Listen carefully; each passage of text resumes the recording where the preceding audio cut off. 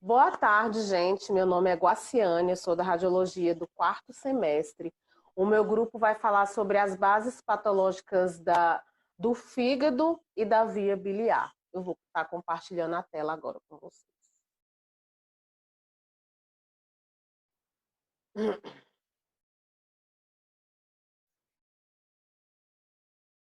Essa parte não tem como tirar. Vamos lá, gente. A internet está ruim. Muito ruim, gente. Apareceu aí, Tassi, que está gravando?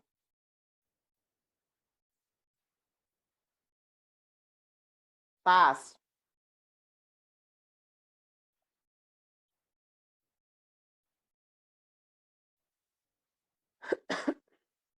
vou dar um pause.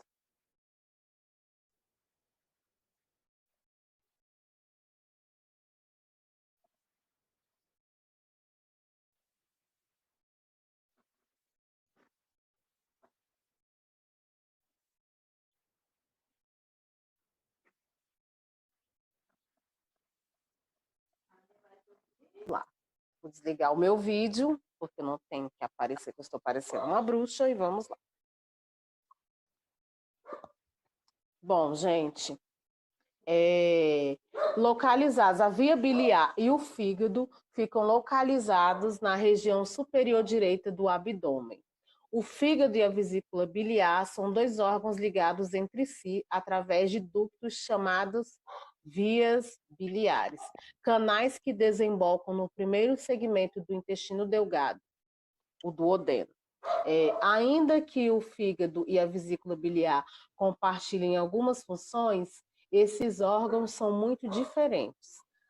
A maior glândula do corpo, sua secreção exócrina é a bile, localiza-se nos quadrantes direito e esquerdo superiores, inferior ao diafragma, que armazena ferro, glicogênio, vitamina A, D, E e K e B12, que são muito importantes para o nosso organismo. Deixa eu ver se eu consigo abrir aqui o slide. Não, então vai ser assim mesmo a apresentação. Eu ia encher a tela, mas não quer.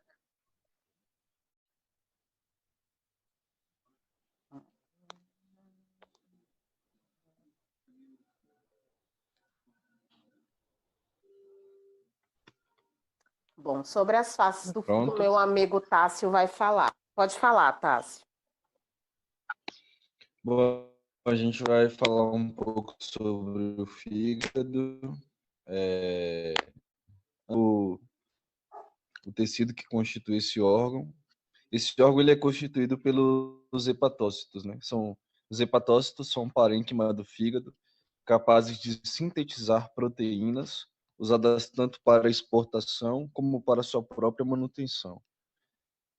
Os hepatócitos constituem aproximadamente 80% das células do fígado, e são eles os responsáveis pela elaboração de bile primária, metabolização de algumas substâncias, como o álcool etílico e a maioria das drogas, e a conversão de compostos não glícidos em glicose por meio dos processos chamados gliconeogênese.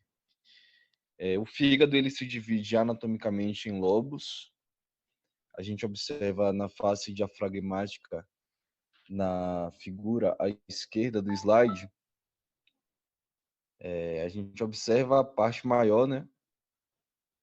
O lobo direito, a região média e superior do órgão, o lobo caudado, e inferiormente a esse, o lobo quadrado. A maior parte ao lado esquerdo, a menor parte ao lado esquerdo. O órgão possui a ligação de vasos e nervos pela porta hepática. Na anatomia da face visceral, ao lado direito da imagem do slide, encontramos a relação com a vesícula biliar, responsável por armazenar a bile, e esta é liberada quando gorduras entram no duodeno e faz a emulsão destas. O aumento menor, a área renal e suprarrenal, a área cólica, a área gástrica e pilórica e a área duodenal. Pode continuar, Guassi. Vou mudar o slide. Se mudasse, era uma boa.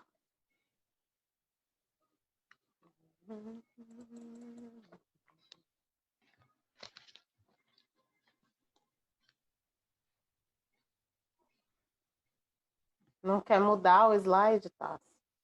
Meu Deus do céu.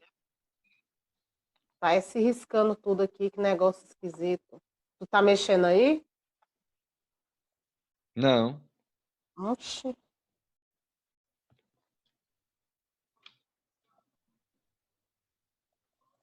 Eu não tô conseguindo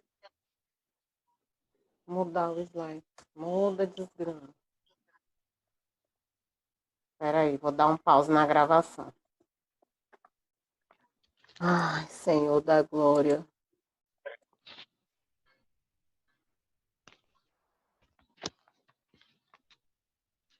Tá vendo aí esse negócio aqui? Que eu tô mexendo? Aham. Toque aqui para controlar remotamente a tela de Guaciane Barbosa. Tá Isso, dizendo para eu muda controlar a aí. sua tela. Isso, eu botei para você controlar. Vai, muda o slide pro próximo. Que eu vou voltar a gravar. Se eu conseguir, né? Ah, eu consegui, Tássio. Deixa eu botar Conseguiu? aqui para gravar de novo. Vê aí se aparece.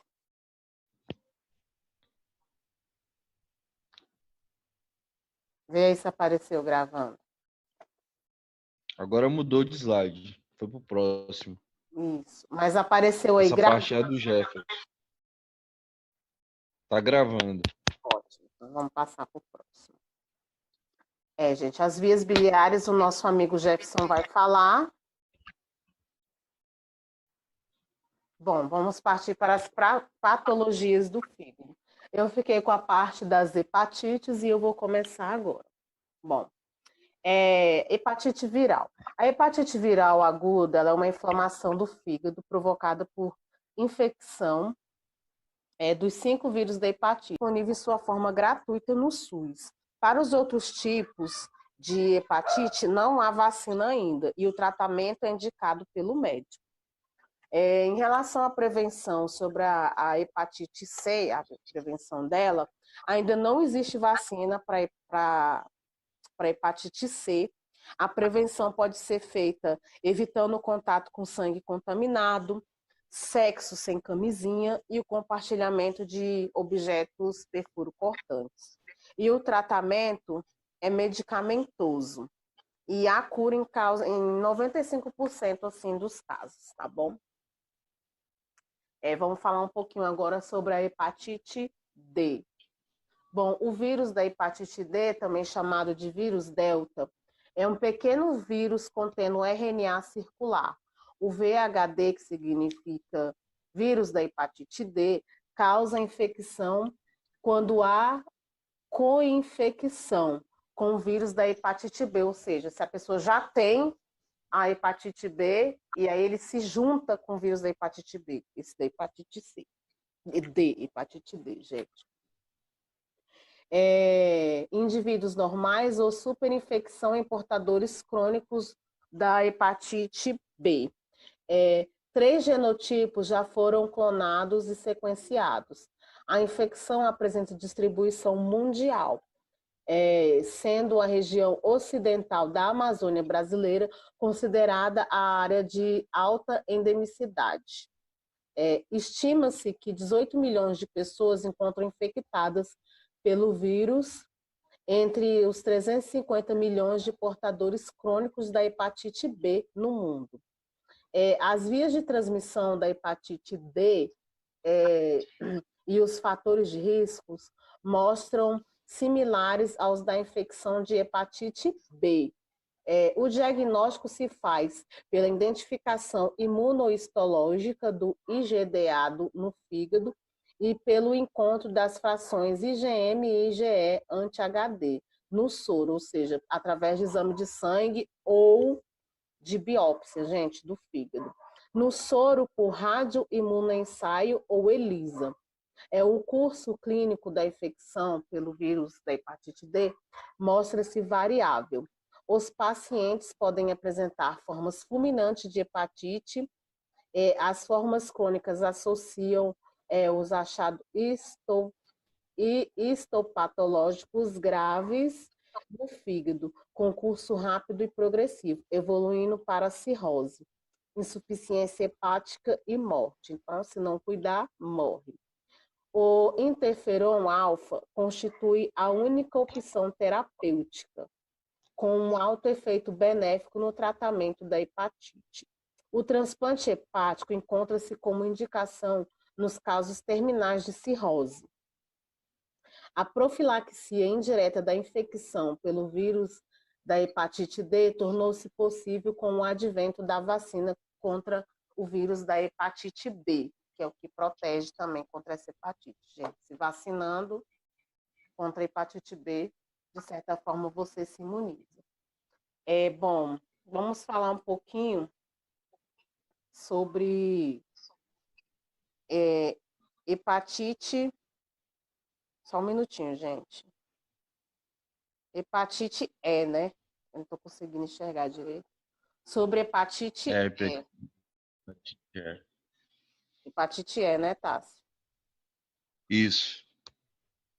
Bom, gente, vou falar um pouquinho. No slide não dá para a gente ver, mas isso aqui são células do fígado de uma pessoa com hepatite E, tá? A gente não achou uma figura melhor, só tinha essa na internet, foi o que a gente colocou. Bom, a hepatite E, ela é de decorrência rara no Brasil e comum na Ásia e na África. A hepatite do tipo E, ela é uma doença infecciosa viral causada pelos vírus HEV. Sua transmissão é fecal-oral, por contato entre indivíduos por meio de água ou alimentos contaminados. Então, quando for se alimentar, preparar algum alimento, é bom sempre lavar bem. Bom, o diagnóstico dessa hepatite E, ele é realizado por exame de sangue, no qual se procura por anticorpos anti-HEV. Na maioria dos casos, a doença não requer tratamento, sendo proibido o consumo de bebidas alcoólicas, além de recomendar repouso e dieta pobre em gorduras. A internação só é indicada em pacientes com quadro clínico grave, principalmente se em mulheres grávidas. Se estiver grávida, aí fica internada. Que mais que eu tenho aqui? Como as outras variações da doença quase não apresentam sintomas, porém os mais frequentes são cansaço, tontura, enjoo, vômito, febre, dor abdominal, pele e olhos amarelados. A urina fica escura e as fezes claras. Esses sinais costumam aparecer de 15 a 60 dias após a infecção, viu, gente? Bom, e para prevenir? Para prevenir, a melhor forma de evitar a doença é melhorando as condições de saneamento básico e de higiene, como, por exemplo, lavar as mãos após ir ao banheiro. Gente, coisas básicas, né? Mas que ainda assim tem gente que não faz. Lavar as mãos antes de ir ao banheiro, ao trocar as fraldas do bebê, tem que lavar a mão antes e depois. Antes de comer ou de preparar os alimentos, lavar bem com água tratada, clorada ou fervida os alimentos que serão consumidos crus, deixando de molho por pelo menos 30 minutos. Cozinhar bem os alimentos antes de consumi-los, principalmente se for marisco, frutos do mar, carne de porco, essas coisas. Lavar adequadamente pratos, copos, talheres, mamadeiras. E eu ainda indico mais, que depois de lavar com água e sabão, gente, é sempre bom escaldar com água fervente, tá?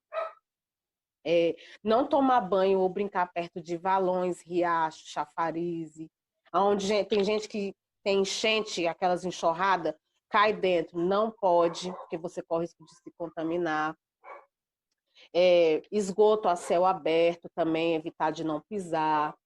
Evitar a construção de fossas próximas a poços, nascente de rio, para não comprometer o lençol freático. Enfim, é muita coisa, gente. Aí, para tratar a água, basta ferver ou colocar 2 gotas de clorito de sódio em 1 litro de água. 30 minutos antes de bebê-la e deixa num recipiente tampado para que o hipoclorito possa agir, tornando a água potável para o consumo. Na ausência de hipoclorito de sódio, pode-se preparar uma solução caseira, com 1 colher de sopa de água sanitária, é essa que eu faço, com 2,5 de alvejante, diluído em 1 litro de água. Vamos mudar o slide, gente. Hepatite autoimune. Vamos falar um pouquinho sobre hepatite autoimune. Só um minutinho. A hepatite autoimune é uma doença na qual o sistema de defesa do organismo ataca indevidamente as células do próprio fígado, levando a sua inflamação. A doença muitas vezes é assintomática. Nas pessoas que apresentam um sintoma da doença, provavelmente a pessoa vai sentir fadiga, é o sintoma mais comum, mas pode ocorrer também outros sinais e sintomas. Estes incluem o fígado aumentado de tamanho, icterícia, prurido, dor articular, desconforto abdominal, e a pessoa obtém um diagnóstico da doença através de exame de sangue e biópsia hepática. Pode passar. Só para complementar, gente, vou falar sobre o tratamento da hepatite autoimune, tá? O tratamento, ela consiste no uso de esteroides. Quando tratada precocemente, muitas vezes pode ser controlada com medicamentos que suprimem o sistema imunológico. Em casos raros, pode ser necessário um transplante de fígado, tá? Vou dar o slide. Olha como é que fica o olho de uma pessoa com hepatite, gente. Fica amarelado. Exatamente. Bom, essa daí é a DHC, né? Esse é um dos sintomas da doença, a icterícia. E a DHC é qualquer forma de doença hepática avançada, em que o fígado foi exposto de forma continuada a uma ou várias formas de agressão. Ela se caracteriza pela presença de inflamações e elevação nos níveis das enzimas hepáticas nos exames. Quer acrescentar alguma coisa, Guas? Bom, os pacientes com DHC, com hepatite, né, crônica, geralmente eles apresentam ingestão dietética inadequada, alterações nos indicadores antropométricos, bioquímicos e clínicos, evidenciando comprometimento nutricional importante. Pacientes com hepatopatia descompensada possuem retenção hídrica, com a presença de ascite e edema periférico associada à hipobuminemia e à desnutrição. Bom, a desnutrição nesses casos, ela está presente em 20% dos pacientes com essa doença, compensando acima de 80% dos pacientes com cirrose. Vamos passar para o próximo. Esse agora é o quê, Tassi? Esse é o da hepatite medicamentosa. Guas, você pode falar sobre esse slide? Meu slide deu um problema aqui. Posso. Bom, gente, vou falar um pouquinho sobre a hepatite medicamentosa. Só um minutinho. Eu também não estou conseguindo ler. Vamos lá. Bom, a hepatite medicamentosa, ela é uma injúria hepática, sistemática ou não, decorrente do uso de fármacos de várias ordens. Ou seja, se você ficar tomando muito medicamento e dependendo desses medicamentos, pode vir a ter essa hepatite medicamentosa. Os dados epidemiológicos da hepatopatia medicamentosa são certamente subestimados, uma vez que a maioria dos casos é assintomático e não necessita de tratamento. Estima-se que lesões mais significativas correspondem a menos de 10% do caso, ou seja, você tem a hepatite, não sabe e ela ainda nem se mostra que está lá, no seu fígado. Por exemplo, na Inglaterra, se observou que cerca de 22 casos por 1 milhão de habitantes, com maior prevalecência no sexo feminino. Há poucos dados disponíveis em países menos desenvolvidos. Bom, vou falar um pouco da fisiologia dela. Dentre os agentes responsáveis pela hepatotoxicidade, estão uma vasta gama de fármacos químicos industriais e toxinas naturais. Os primeiros, contudo, são os principais responsáveis pelos casos de lesões tóxicas. As lesões, gente, elas podem ser descritas como diretas se causadas por agentes subitamente, hepatóxido ou indiretas, decorrente da reação autoimune a um agente previamente inócuo ou sua transformação em toxina por diferenças individuais de metabolização.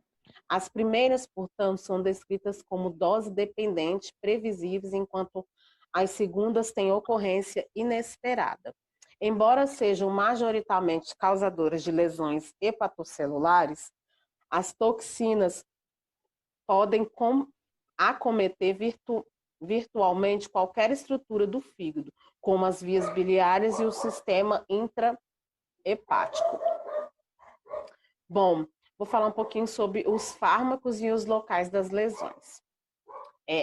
A relação de alguns fármacos com o sítio de lesão está bem estabelecida e exposta. Bom, paracetamol, gente, ele é um analgésico associado à lesão, né, no fígado. Ele tem um mecanismo de toxicidade, a dose dependente de 10 a 15 gramas. Muito utilizado em tentativas de suicídio por ser de fácil acesso à maioria dos pacientes. Seus sinais clínicos iniciais incluem mal-estar, com vômito, diarreia e seguidas de um período assintomático. De 24 a 48 horas a elevação aberrante de transaminase e sua evolução pode cursar com insuficiência hepática aguda, favorecendo o aparecimento de complicações mais indesejadas como encefalopatia hepática, coagulopatia hepática, hipoglicemia e acidose láctea. Bom, também tem anticoncepcionais orais que também prejudicam o fígado. A amiodarona também é uma medicação que prejudica. O metildopa, que é um remédio para a pressão arterial, também prejudica. A amoxicilina, que é um antibiótico, também. A eritromicina, que também é um antibiótico, também prejudica. O anestésico alotano também prejudica. Fenitoína também. Enfim, gente, tem muitas medicações. O AS também prejudica. São muitas medicações que causam lesões, né, no nosso fígado e a gente nem sabe, né? Então, vou mudar o slide. Bom, vamos falar agora, entrar com a parte de transplante, gente. Você vai falar essa parte, Tássio.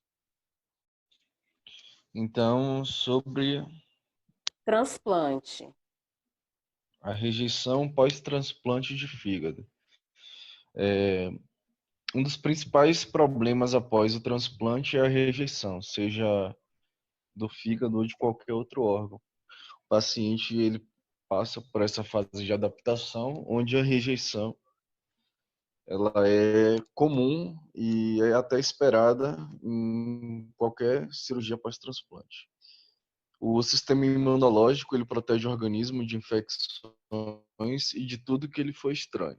Como num transplante, o fígado é um órgão que vem de outra pessoa, então, de início, o organismo ele não consegue reconhecer aquele órgão como sendo seu. Pode ser hiperaguda, aguda ou crônica. O combate à rejeição pós-transplante de fígado com uso de medicação imunossupressora por toda a vida. Então, a pessoa vai utilizar essa medicação pelo resto da vida após o transplante do fígado. Ou O enquanto uso... durar o transplante, né? Que vale ressaltar que transplante de nenhuma espécie é para sempre. Isso aí. O uso de medicamento imunossupressores torna o receptor mais suscetível ao aparecimento de infecções, o que desencadeia outro problema e o paciente tem que tratar já um outro problema, que é a infecção, né? E para prevenir essa infecção é utilizado um antibiótico de amplo espectro por via endovenosa oral imediatamente antes e depois da cirurgia e pelo tempo que for necessário. Isso, gente. Isso por quê? Porque a medicação imunossupressora, ela é para deprimir o nosso sistema imunológico, que protege o nosso organismo. Ele engana o nosso organismo para que o nosso organismo não rejeite aquele órgão que foi transplantado, que na medicina é chamado de enxerto. Eu vou falar algumas coisinhas mais sobre transplante. Bom, gente, o transplante hepático, ele é o segundo tipo mais comum de transplante de órgãos. E ele é a única opção no caso de pessoas que o órgão não funciona mais. Só se consegue obter um fígado inteiro, um transplante de fígado inteiro, se o doador for cadáver. Porém, uma pessoa viva também pode doar para outra, porque ele pode ser doado uma parte, né?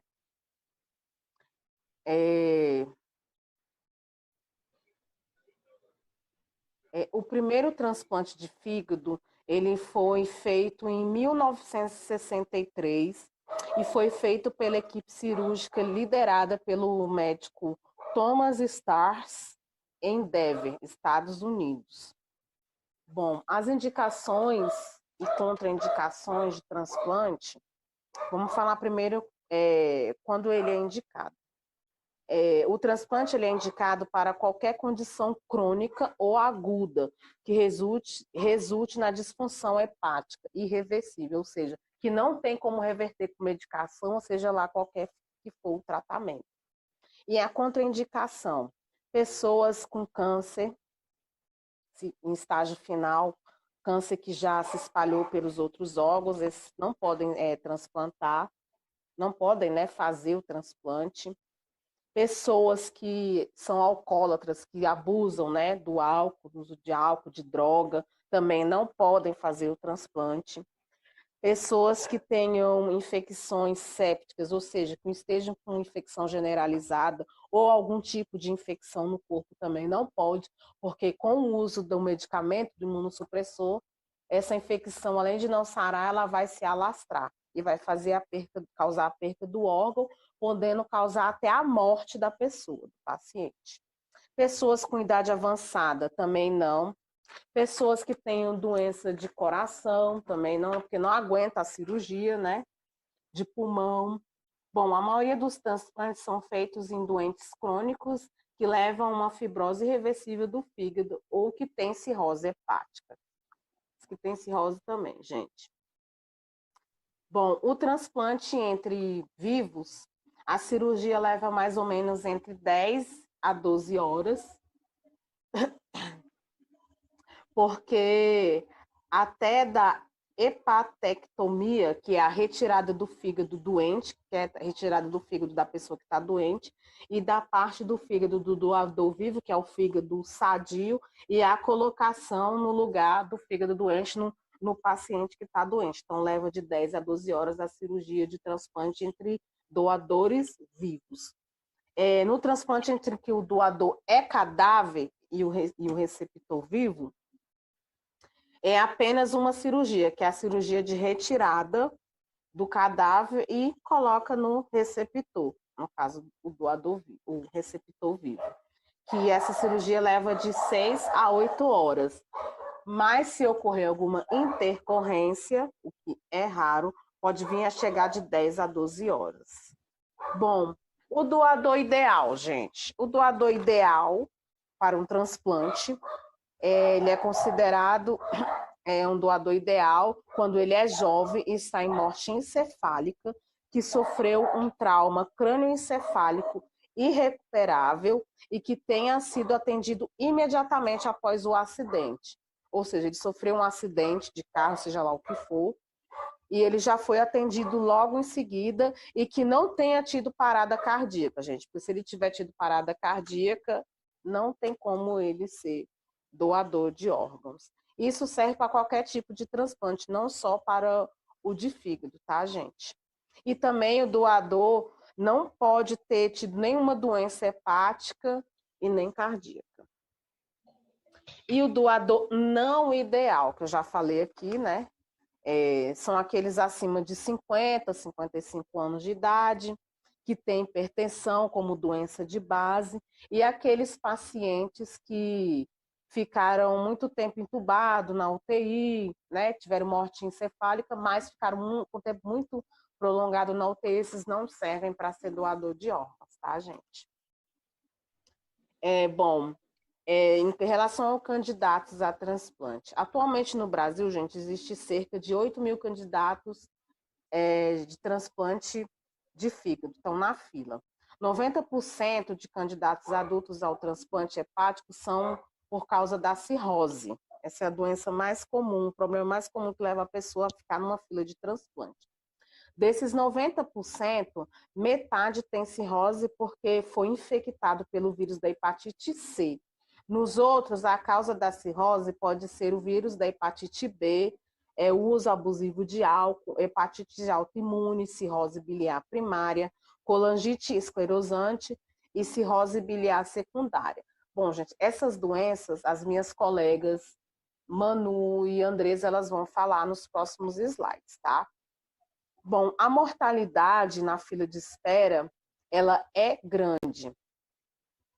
Ela é grande, de 40% a 50%, tá, gente? E aqui a gente encerra a nossa parte. Um abraço, espero que tenham gostado. Quer falar mais alguma coisa, Tássio? Não, tá perfeito. Quer acrescentar? Então é isso, gente. Espero que vocês tenham gostado. Se tiverem alguma dúvida, é só perguntar.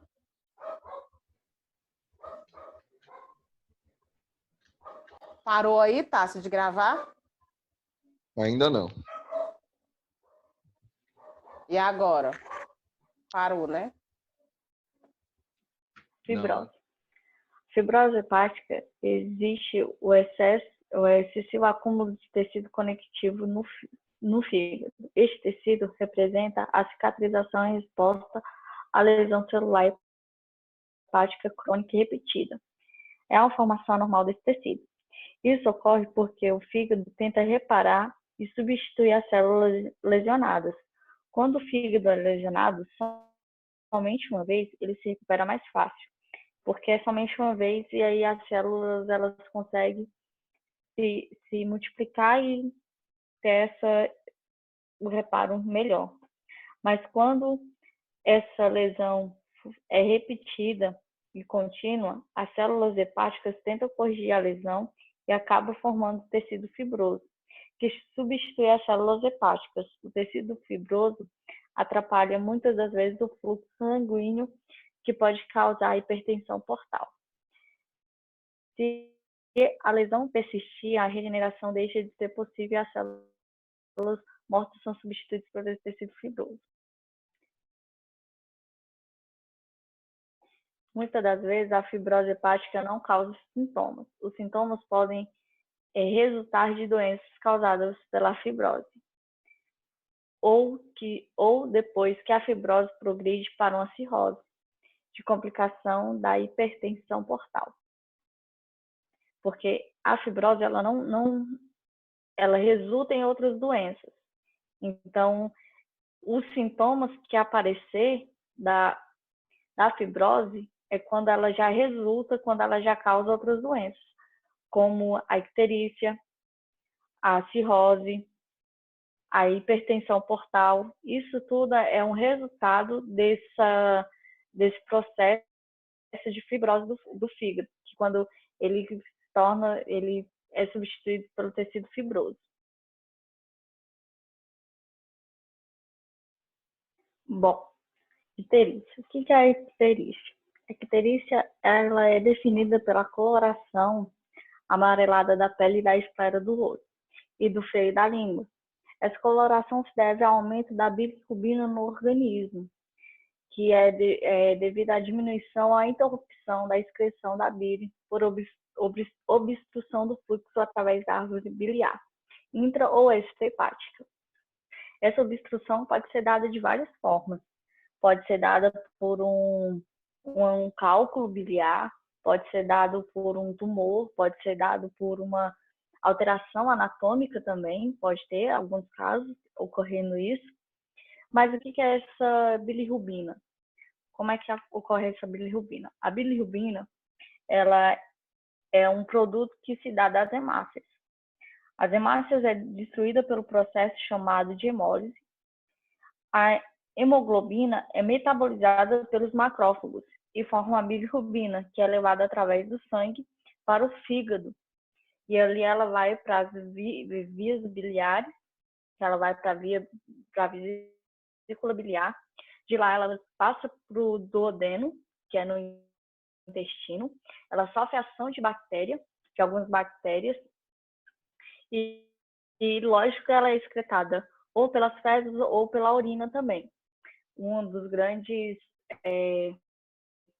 que demonstra alguma alteração, né, nessa passagem da bilirrubina é quando, além da icterícia, é quando as fezes ficam de cor mais clara e a urina fica de cor muito escura. A bilirrubina pode ser dividida em duas partes, que é a bilirrubina indireta ou não conjugada, é a substância que se forma no momento da destruição dos glóbulos vermelhos no sangue, que é transportada para o fígado. Quando tem muita destruição e pouca metabolização dessa bilirrubina. Isso acontece muito em recém-nascidos. A icterícia que é mais conhecida para os recém-nascidos. Já a bilirrubina direta ou conjugada sofre a ação da bile no intestino, sendo eliminada na forma de urobilinogênio. Assim, a concentração de bilirrubina direta está alterada quando há alguma lesão hepática ou obstrução biliar, como a hepatite. Essa obstrução, a bilirrubina indireta, ela pode ser causada, ela tem esse acúmulo no seu trato, no fígado, na vesícula biliar, devido a algumas patologias. Pode ser a hepatite, a colestase benigna e a síndrome do Johnson. O que é essa síndrome de Johnson? É uma doença recessiva autossomática que causa o aumento da bilirrubina sem a elevação de enzimas do fígado. O transporte da bilirrubina do fígado para o sistema biliar é anormal e fica acumulado no fígado. Tem muita bilirrubina e aí o fígado consegue metabolizar muito pouco isso e aí tem um acúmulo excessivo. Isso daí é uma doença recessiva, né, autossomática. E tem a colestase também, que é uma condição que a bile não flui do fígado para o duodeno, que é quando está indo para o intestino, né? Quando ela já está saindo do fígado, que ela vai para o intestino, ela não vai para o duodeno, por conta de alguns motivos. Pode ser obstrução das vias biliares, como, por exemplo, os cálculos renais, tumores também, e condição anatômica, como já foi dito. Bom dia, eu sou a Emanuele. Eu vou falar de outras patologias que podem acometer o fígado, como, por exemplo, a cirrose hepática, que é uma doença crônica do fígado que se caracteriza por fibrose e formação de nódulos que impedem a circulação sanguínea. A cirrose hepática faz com que o fígado produza tecido de cicatrização no lugar das células saudáveis, que morreram por um processo natural.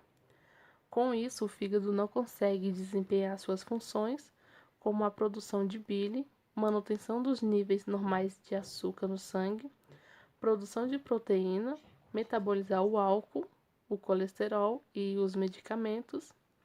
E a cirrose costuma ser mais comum entre os homens, acima dos 45 anos, mas também podem acometer as mulheres.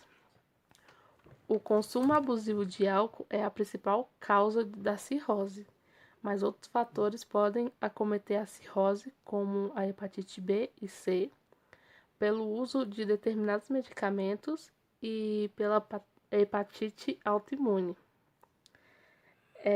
Alguns sintomas que costumam aparecer são dores abdominais, fezes escuras, líquido no abdômen, náuseas, sangramento, vômito com sangue, fadiga, perda de apetite, pele e olhos amarelos, ganho e perda excessivo de peso.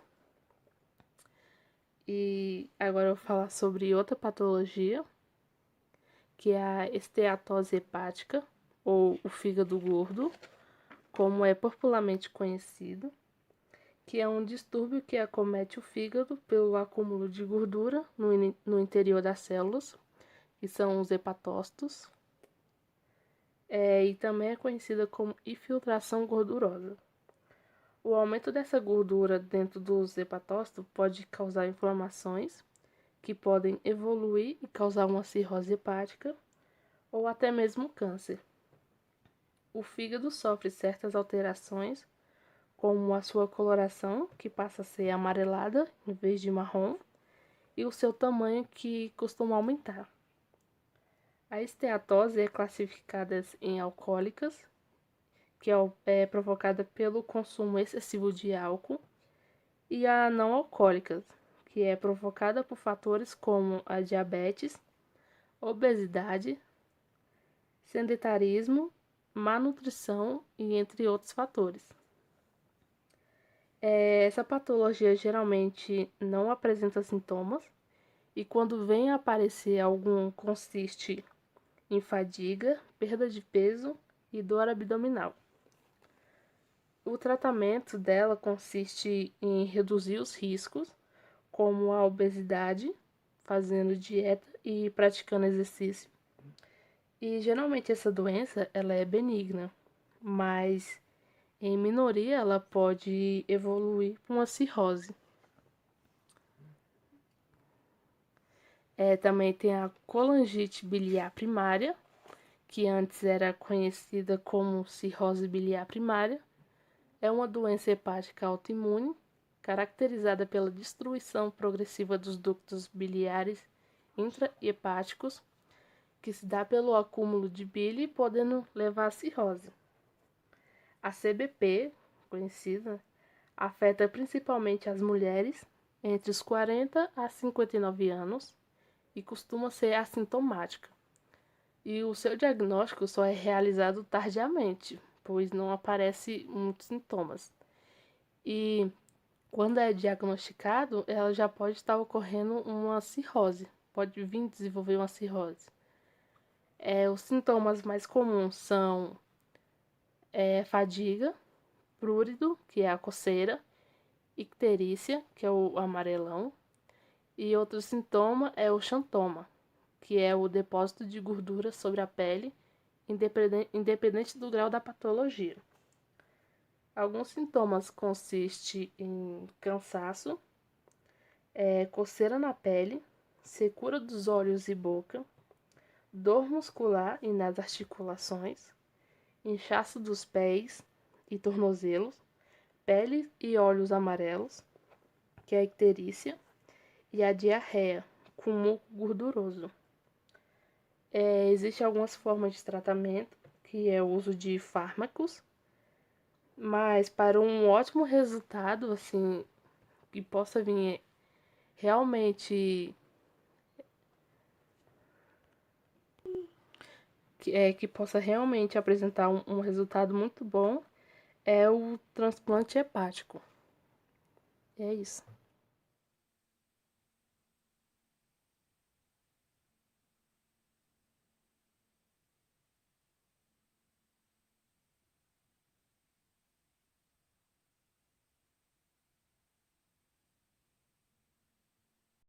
Olá, bom dia. Meu nome é Jefferson e eu irei falar sobre a anatomia das veias biliares e também sobre duas patologias, que são elas cirrose biliar primária e colangite esclerosante primária. Vias biliares são um conjunto de ductos que conectam o fígado e a vesícula biliar ao intestino. Sua função é a de conduzir a bile produzida no fígado para seu armazenamento na vesícula biliar e posterior liberação no duodeno, para promover a digestão. Vamos para a formação das vias biliares. Ela é formada por ductos hepáticos direito e esquerdo, ducto hepático comum, ducto colédoco, que é o resultado da união dos ductos hepático comum e cístico, a vesícula biliar, que é onde se armazena e concentra a bile, e o ducto cístico, que é onde se drena a vesícula biliar. Ducto colédoco. O ducto colédoco conduz a bile ao duodeno e geralmente une-se ao ducto pancreático principal, formando a ampola hepatopancreática, que por sua vez desemboca na papila maior do duodeno. Ela pode ter de 10 a 15 cm de comprimento, diâmetro de até 6 mm, pode ter até 10 mm em colecistectomizados, desce na borda direita do aumento menor, lateralmente a artéria hepática e anteriormente a veia porta. Ducto colédoco passa posteriormente ao duodeno e à cabeça do pâncreas. Se junta ao ducto pancreático, desemboca na papila duodenal maior. Vascularização do colédoco. Vascularização 60% hepática direita e 40% gastroduodenal de 3 a 9 horas. Papila duodenal. Local onde desemboca o ducto colédoco, que é o biliar, e o ducto pancreático, que seria o suco pancreático. Como mostra aí nas imagens, o colédoco ali verde, a papila, que seria esse buraquinho, e o ducto pancreático, esse outro ducto amarelo. Esfíncter de Oddi regula o fluxo biliar, ele fechado, a bile vai para a vesícula biliar, e aberto, a bile passa para o duodeno. Esta é a função dele. Ductor biliaris. A confluência biliar é no hilo hepático, fora do parenquimia, e forma o ducto hepático comum. O segmento 1 é drenado por 2 ou 3 ductos que desembocam nos ductos direito ou esquerdo, perto da confluência. O ducto anterior direito drena os segmentos 5 e 8, que estão ali nas imagens. E o ducto posterior direito drena os segmentos 6 e 7. Vesícula biliar, sua localização. Ela é localizada no hipocôndrio direito, face inferior do fígado, entre os lobos quadrado e direito do fígado. Adere ao fígado por um tecido frouxo, tem um formato de pera e sua víscera é oca.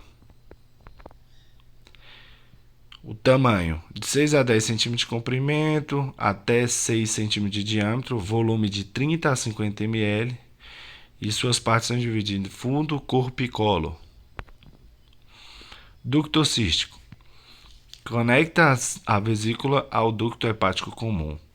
2 a 4 cm de comprimento. O colo da vesícula se continua como ducto cístico. Possui válvulas no seu interior, chamadas de válvulas de Henster.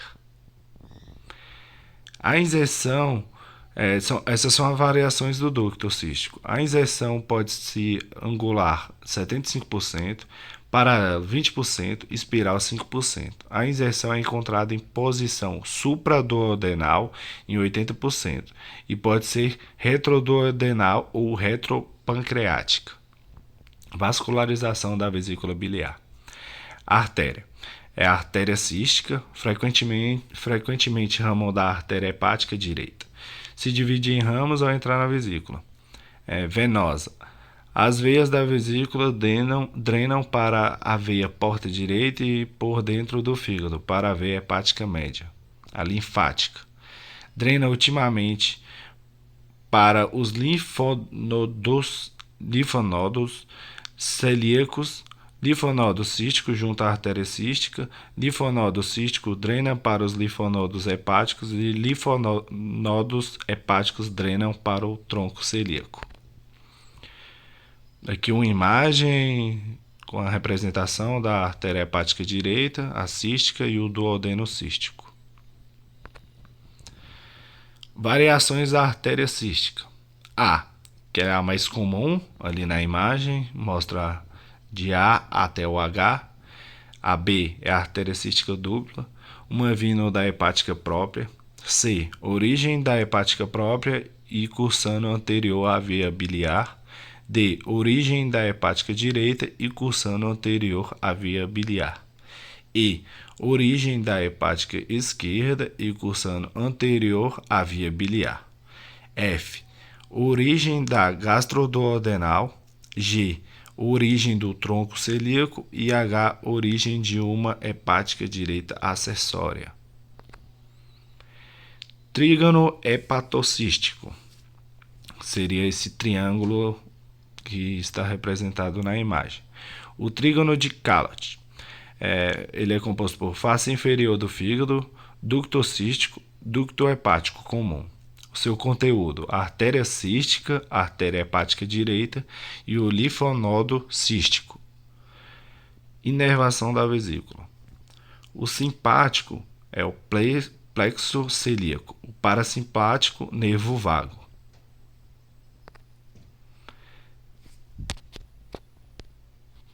Agora irei falar sobre cirrose biliar primária.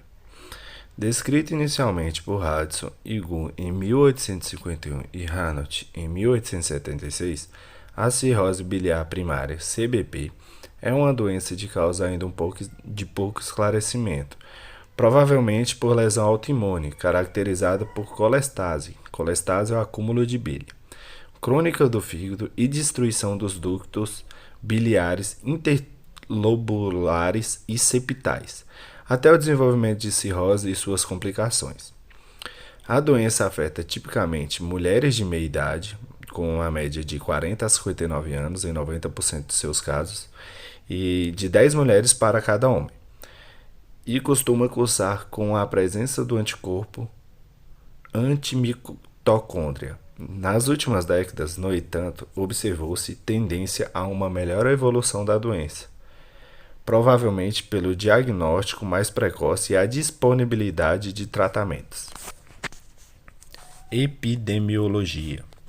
É uma doença incomum com incidência, novos casos, de cerca de 10 a 12 casos por ano por 1 milhão de pessoas e prevalência, de 100 a 150 casos por milhão. Como a maioria das doenças crônicas do fígado, a CBP costuma ser assintomática e seu diagnóstico só é realizado tardiamente. Já no estágio de cirrose, a não ser que seja suspeitado ou detectada precocemente por exames de rotina, especialmente a fosfatase alcalina, apesar de rara, a CBP é responsável por cerca de 0,6 a 2% das mortes por cirrose no mundo. Fisiopatogenia. Já foram feitas muitas tentativas de se encontrar a causa dessa doença. A hipótese de que exista pelo menos uma base genética é apoiada pelo risco aumentado entre irmãs gêmeas e mãe e filha. Estudo recente mostrou que em gêmeos monozigóticos, que são idênticos geneticamente, há uma taxa de concordância de 0,63, que é a mais alta já observada entre as doenças consideradas autoimunes. No entanto, ainda não foi isolado gene ou conjunto de genes claramente responsáveis pela CBP. Há estudos sugerindo também a presença de um fator ambiental, que não foi identificado. Esse fator poderia ser uma causa direta, como agentes tóxicos ou como gatilhos da doença autoimune. Essa hipótese está apoiada na distribuição em grupos da doença e em relatos de CBP relacionados a infecções, que podem tê-las desencadeado. A razão da preferência por mulheres também não foi explicada, pois cada homens manifestam a CBP, ela tem exatamente as mesmas características. É evidente, no entanto, que a doença surge com ou por anormalidades do sistema imunológico, que passa a destruir os canílicos biliares, sugerindo que trata-se de uma doença autoimune. Ela é frequentemente encontrada em associações com outras doenças autoimunes, como tireoidites. Além disso, a presença de anticorpos antimitocôndria é quase constante nos portadores, o que não significa que a doença seja causada por este anticorpo. Vários agentes infecciosos, vírus e bactérias já foram acusados de ser gatilhos desencadeadores do erro no sistema imunológico, mas nenhum de forma conclusiva. Aqui temos uma tabela da CBP e doenças autoimunes que são associadas. Na CBP, ocorre a destruição dos canais biliares, possivelmente pelas células de defesa do tipo linfócitos T, TH1 e TH2, por mecanismos não esclarecidos, e levando à redução do fluxo de bile e ao seu acúmulo, que é a colestase. A bile acumulada causa ainda mais dano aos canais biliares e aos hepatócitos, que são lentamente destruídos com a formação de fibrose. E, ao longo do prazo, a cirrose se estabelece. Sugere-se ainda que uma mutação genética aumentaria a expressão de endotelinas em resposta a agentes externos, como vírus, que levariam à ativação das células de Kupffer e esteladas, que por sua vez contrariam vasos peribiliares, levando a dano das vias biliares. Apoptose da mesma e exposição de antígenos mitocondriais que levam à produção do anticorpo antimitocôndria, que portanto não seria um autoanticorpo responsável pela doença, mas um criado a partir dela e que levaria ao dano adicional. Diagnóstico da CBP. O diagnóstico da CBP é geralmente feito em 4 situações: após exame de rotina, onde observou-se elevação de fosfatase alcalina e ou colesterol total, sendo então a pessoa submetida à investigação da causa dessas alterações. Pessoas portadoras de doenças imunológicas que estão associadas a um risco maior de CBP, como doenças da tireoide, escleroderma, artrite reumatoide, e elas são investigadas. Pacientes com osteoporose secundária, a colestase crônica, principalmente se associada à menopausa sem reposição hormonal. Pacientes já com cirrose, sendo que nessa fase o diagnóstico da CBP nem sempre é possível. Sintomas. O sintoma mais frequente da CBP é fadiga, mas a causa disso é desconhecida e a sua intensidade não tem relação com a gravidade da doença. O segundo sintoma em frequência é o prurido, que seria a coceira, o que pode levar a pessoa a procurar inicialmente um dermatologista. A icterícia, que é o que deixa a pele amarelada, pode não aparecer, mas quando está presente surge dentro de 2 anos do aparecimento do prurido e indica a doença já avançada. Outro sintoma característico que independe da gravidade da CBP e pode surgir ou desaparecer é o xantoma, depósitos de gordura sobre a pele devido ao aumento do colesterol total no sangue, que não trata-se do colesterol normal, mas de uma lipoproteína anômala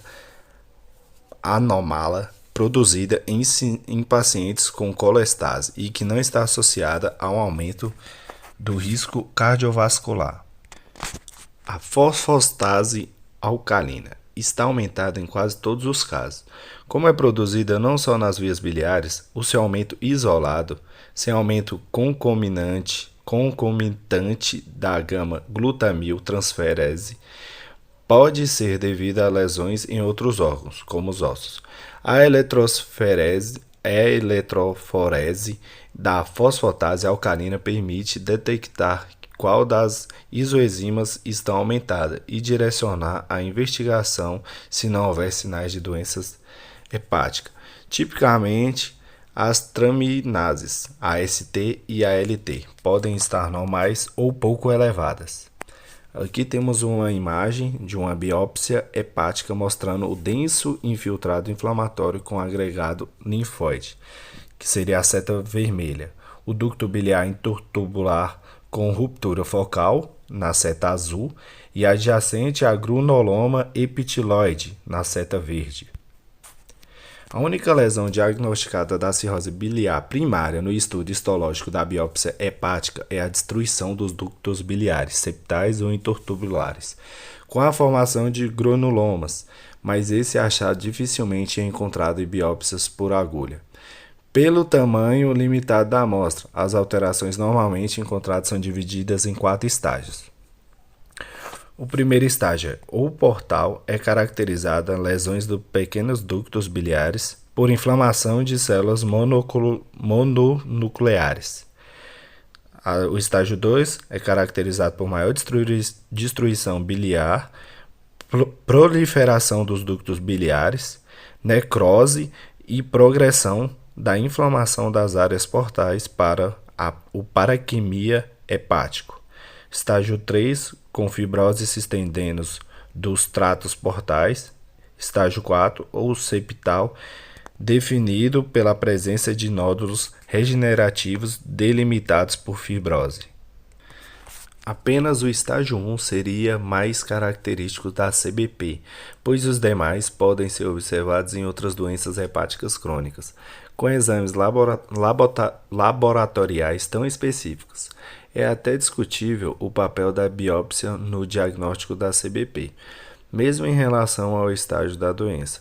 O valor da biópsia hepática é limitado, pois a doença apresenta estágios histológicos diferentes no mesmo fígado.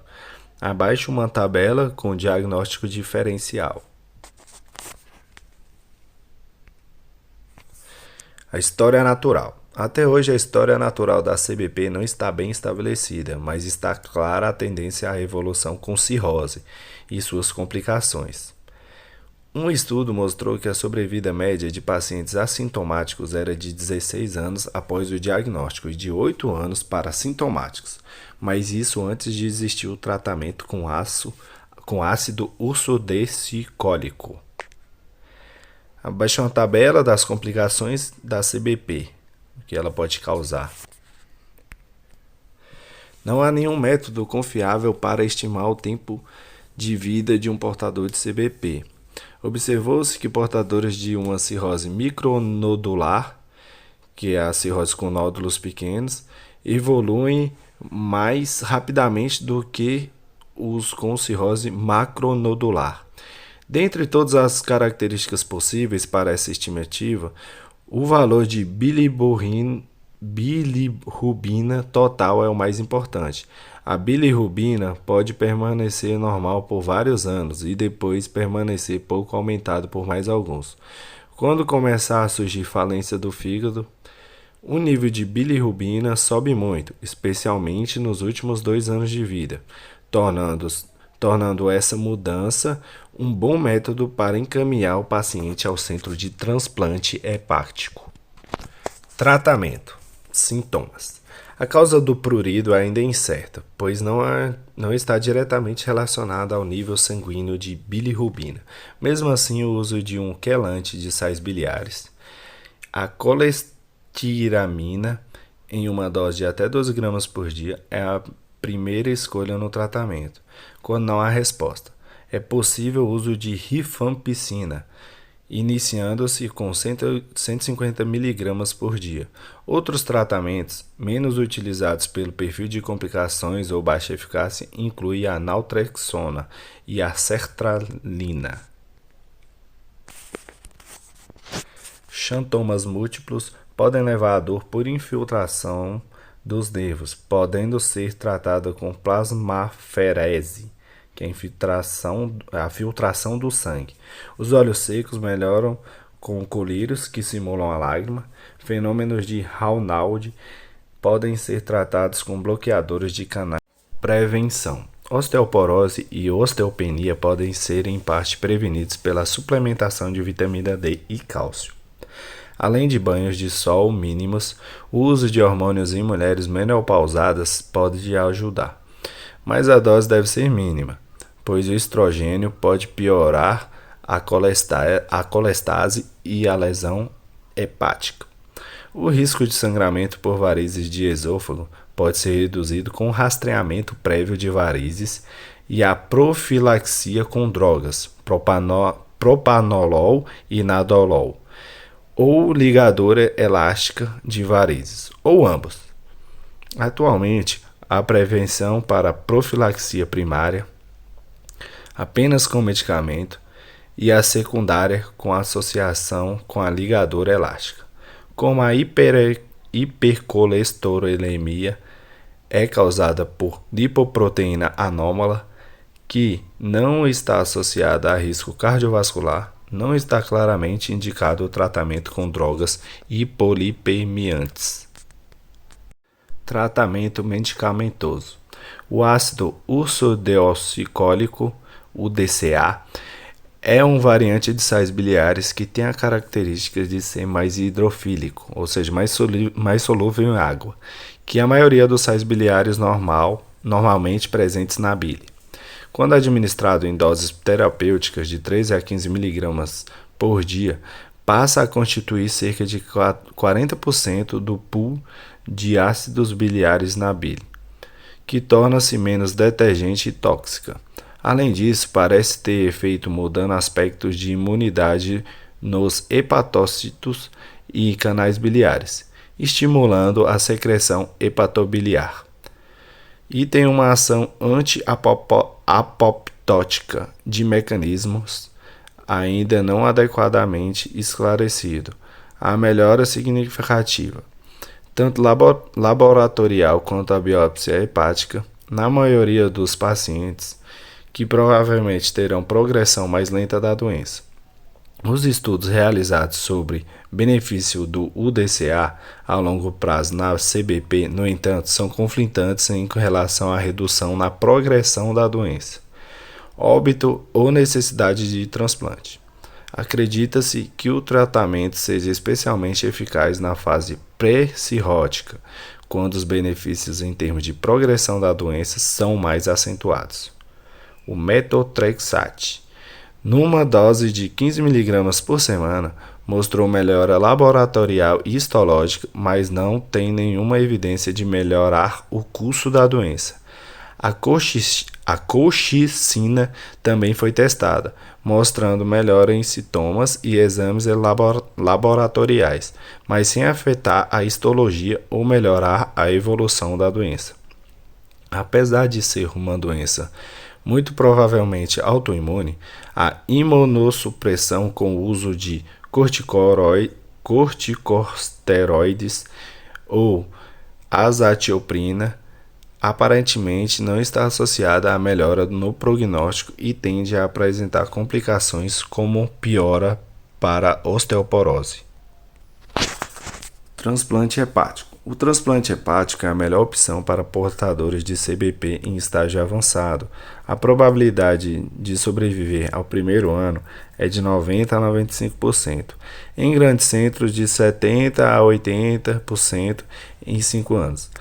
Há uma taxa de recidiva de cerca de 10% da CBP no fígado transplantado, mas nesses a doença costuma seguir um curso mais benigno. As indicações mais aceitas para transplantes são bilirrubina total acima de 4 mg, falência da função hepática, prurido ou fadiga grave, assiste refratária ao tratamento, encefalopatia hepática, sangramento por varizes não controlado por medicação e endoscopia. Colangite esclerosante primário. É uma doença crônica do fígado progressiva, causando estenoses e inflamação dos canais biliares, levando à esclerose e não possui uma causa conhecida. Esta doença afeta os ductos biliares dentro e fora do fígado, levando à retenção de bile nas células. o que desencadeia fibrose e posteriormente cirrose. Leva a várias áreas de estenose dos ductos biliares. Provavelmente está relacionado com o sistema imune, porém os mecanismos que causam a doença são desconhecidos. Temos aí duas imagens mostrando a colangite. Na primeira imagem dá para ver como é que ela é afetada, né? Ela causa um fechamento dos ductos biliares. E na segunda imagem também é possível ali nas setas vermelhas ver os fechamentos. Fatores de risco. Não há fator de risco para adquirir esta doença. Alguns estudos demonstram que podem ter relação com alteração em genes ou ser uma doença autoimune. Incidência. A incidência é de aproximadamente um caso para 100 mil habitantes. Afeta todas as raças, em todas as idades e aproximadamente 2/3 são homens. A prevalência é de 6 mulheres e de 20 homens para cada 100 mil habitantes. A idade média do diagnóstico é entre 30 e 40 anos. A doença se associa em 70 a 100% dos casos a D2, retocolite ulcerativa idiopática, ou doença de Crohn. A RCUI nos pacientes portadores de CEP manifesta-se caracteristicamente por maior frequência de pancolite e leite de refluxo e ausência de acometimento retal e é frequentemente oligossintomática. Exibe também maior risco de evolução para displasia e câncer coloretal. Sintomas.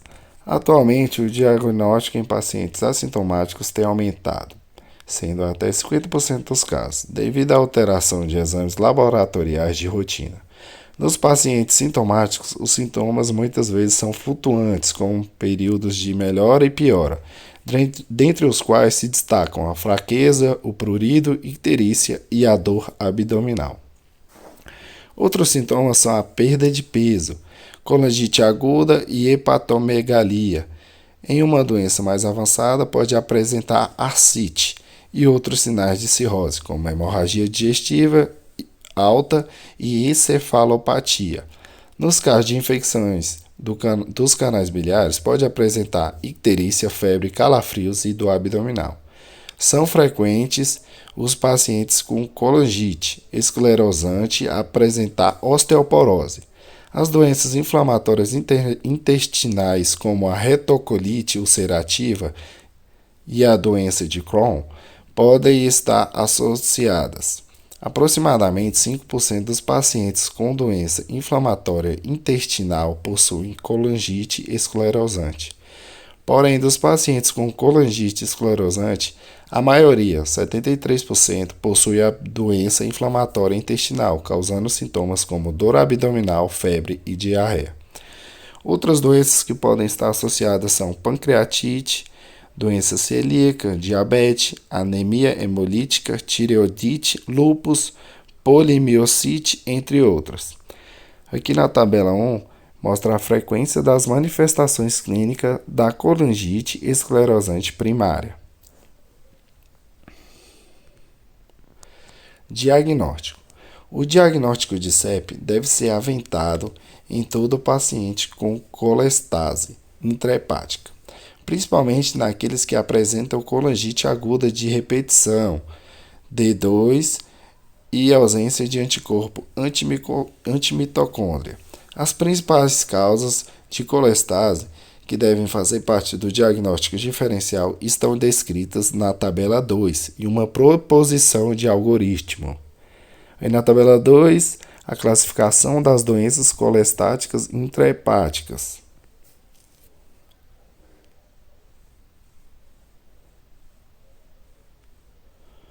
Diagnóstico adaptado das redações da AASLD e da EASL para avaliação diagnóstica do paciente com colestase.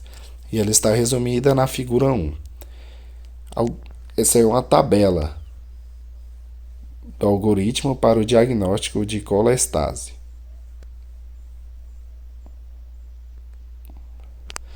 O diagnóstico da CEP era habitualmente realizado por colangiografia retrógrada endoscópica, o CPRE, que pode demonstrar as alterações características das doenças nas vias biliares, tais como presença de irregularidades murais e ou múltiplas estenoses difusas na árvore biliar intra ou extrahepática, alternados por segmentos normais ou dilatados, na figura 2.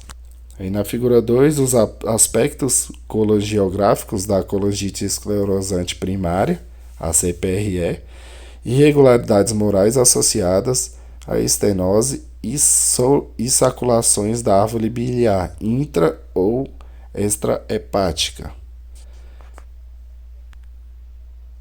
Tomografia ou ressonância. A colegiorressonância demonstra as alterações nas vias biliares, múltiplas estenoses e dilatações, ou demonstra obstrução das vias biliares por outras causas, como cálculos. É o exame mais utilizado atualmente. A tomografia também pode sugerir o diagnóstico na colangite esclerosante. Ambas podem evidenciar linfonodos de grande tamanho, o que é comum nesta doença, e sinais de cirrose, como circulação colateral, esplenomegalia, alteração do fígado. O seu médico irá determinar qual é o melhor exame. Na imagem temos uma tomografia normal e na segunda imagem com colangite esclerosante. Colangiografia endoscópica retrógrada.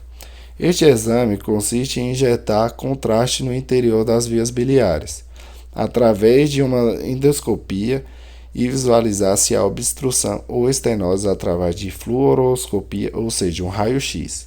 Permite fazer o diagnóstico das estenoses e dilatações, excluir outras patologias e coletar material do interior das vias biliares para a pesquisa de colangiocarcinoma.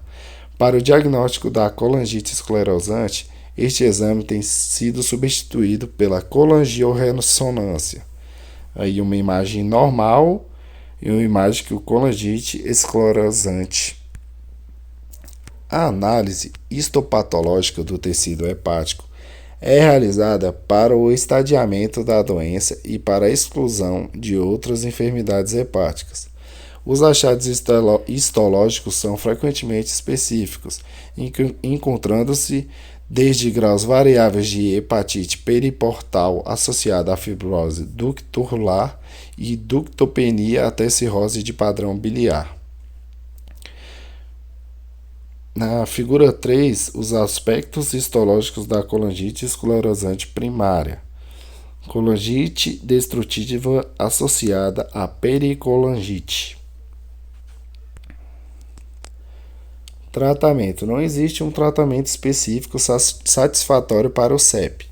O tratamento de suporte é voltado para o controle dos sintomas e das complicações da colestase, tais como prurido, fadiga, osteoporose e deficiências das vitaminas hidrossolúveis, que está representado na tabela 4. Pacientes com colangites agudas intercorrentes devem ser agressivamente tratados com antibióticos e avaliados para elegibilidade de transplante de fígado, na presença de estenoses dominantes. Tratamento endoscópico, preferencialmente com dilatação sem colocação de prótese biliar, pode ser tentado após a exclusão de colangiocarcinoma. O ácido AUDC, droga com ações coleríticas, citoprotetoras e imunomoduladoras, foi avaliado em vários estudos clínicos. Estudo clínico randomizado, que é o RCT, empregando dose de 13 a 15 mg por dia da droga em 105 pacientes com CEP. Seguidos por 2 anos, identificou melhora bioquímica nos pacientes tratados, sem ação nos sintomas das doenças ou sua sobrevida.